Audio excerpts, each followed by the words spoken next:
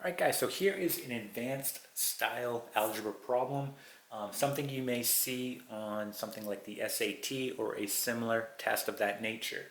Okay, so let's go ahead and read the problem and then we'll go ahead and set it up. It says working alone at a constant rate, machine X takes 3 hours to complete a job. Also working alone at a constant rate, machine Y takes 8 hours to complete the same job.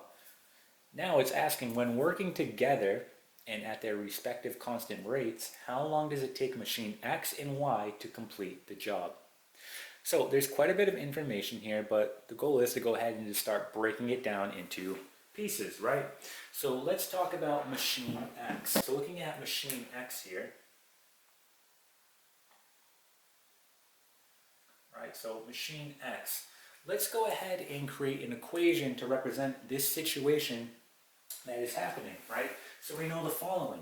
It takes 3 hours for this machine to complete one job. So if I wanted to create an equation here, how could I represent that?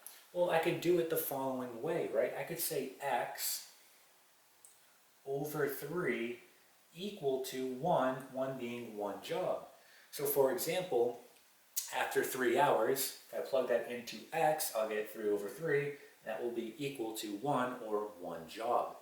All right, so we can kind of illustrate the situation using an equation for machine X, right? Let's do the same thing for machine Y. So for machine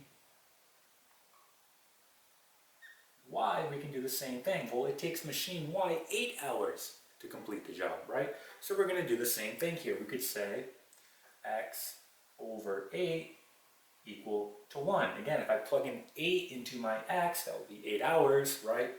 And that's what it will take to complete one job. 8 divided by 8 is 1, right? So we essentially have two equations here, and what we want to do is simply combine these now, right? Because now they're going to work together. So we can create a new equation, right, showing the following. We'll have x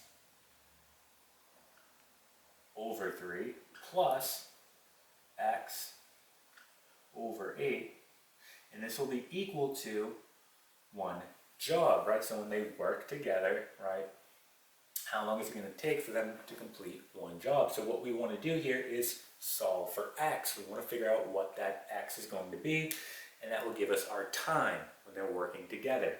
All right, so let's go ahead and do that. So just erasing this here. And we know a quick and easy way to get a common denominator is to simply multiply the denominators. So 3 times 8 is going to give us 24. And then we just simply say, well, what did I multiply this by in order to get 24? I multiplied by 8. So 8 times x, 8x, right? Plus, what did I multiply this by in order to get 24? Multiply by 3. So 3 times x, 3x. Right, and again, this is all equal to 1. Let's go ahead and combine our terms on our numerator here. So we're going to get 11x. We get 11x over 24 equal to 1. All right, let's multiply both sides by 24 now.